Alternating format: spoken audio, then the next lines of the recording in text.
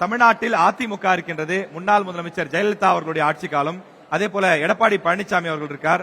அதிமுகவுடைய ஆட்சி காலத்துல லேப்டாப் கொடுத்திருக்காங்க, சைக்கிள் கொடுத்திருக்காங்க, இன்னும் பல மிக்சி, கிரைண்டர் இந்த மாதிரியான பல நலத்திட்ட உதவிகளை செஞ்சிருக்காங்க. முதியோருக்கான பென்ஷன் தொகை, இந்த மாதிரி நிறைய விஷயங்கள் பண்ணிருப்பாங்க. நீங்களோ உங்களுடைய பெற்றோரோ அல்லது உங்கள் பகுதியில் இருக்கக்கூடியவர்களோ அந்த ஆட்சியின் மூலமா நீங்கள் பயன்பெற்றிருப்பீங்க.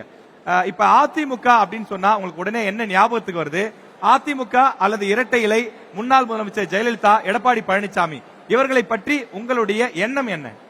இப்ப அம்மா இருந்த காலத்துல இலவச கிரைண்டர், மிக்சி, லேப்டாப்னு சொல்லி ஸ்கூல் பசங்களுக்கு எல்லாத்தையும் கொடுத்தாங்க. இப்ப பழனிசாமி சார் அந்த எஜுகேஷன் சிஸ்டம் கொஞ்சம் மாத்தினார் அவரு. ஃபார் எக்ஸாம்பிள் இப்ப 11th 12th ஒரு சப்ஜெக்டுக்கு 150 மார்க் இருந்தது. ப்ளூ பிரிண்ட் அது எழுத கஷ்டமா இருக்குன்னு சொல்லி தான் அந்த சயின்ஸ் குரூப்ல எல்லாம் 90, 70 இந்த மாதிரி மார்க்ஸ் எல்லாம் மாத்தினாரு. அந்த எஜுகேஷன் சிஸ்டம் மாத்தின பழனிசாமி சார். அந்த மக்கள் எல்லாருமே கஷ்டப்படக்கூடாதுன்றதுனால ஃப்ரீயா கொடுத்தவங்க ஜெயலலிதா அம்மா தான்.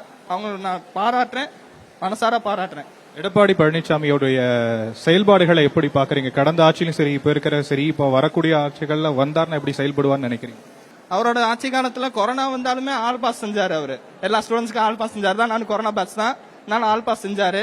இப்ப வர்ற இதெல்லாம் அவங்க என்ன இது பண்றாங்களோ, அவங்க எது பண்ணாங்களோ அப்படியே தான் இது பண்றாங்க. தவிர திமுக எஜுகேஷன் சிஸ்டம்ல எதுவும் புதுசா எதுவும் கொண்டு வர மாதிரி தெரியல.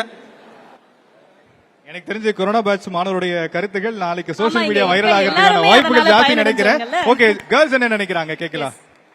இப்ப அவங்க எனக்கு ஒரு போல்டா ரொம்ப பிடிக்கும். அவங்க ஒரு கன் லேடின்னு சொல்லலாம். ஜெயலலிதா மேம் அவங்க இப்ப அவங்க நடந்து போறாங்கன்னா அப்படியே சுத்தி எல்லாருமே எழுந்து நின்று வணக்கம் சொல்லாங்க. அது மாதிரி நம்ம இருக்கணும்னு சொல்லிட்டு ஒரு மோட்டிவேஷன் இருக்கும். அதுவும் இல்லாம அவங்க பெண்களுக்கு தாலி கொடுத்தாங்க. இலவசமா சைக்கிளா இருக்கட்டும், ஸ்கூட்டியா இருக்கட்டும் எல்லாமே கொடுத்தாங்க. அதனால அவங்க எனக்கு ரொம்ப மோட்டிவேஷனா ஒரு பொலிட்டிக்ஸா பிடிக்கும்.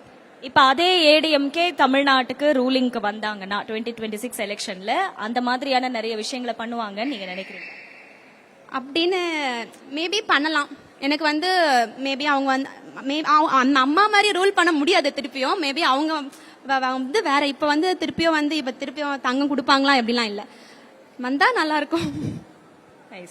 அதாவது அவங்க காலத்துல என்ன நலத்திட்டங்கள்லாம் கொடுத்தாங்க, அதனால எவ்வளவு பேர் பயனடைஞ்சிருக்கும், அது கண்டினியூ ஆனா நல்லா இருக்கும்.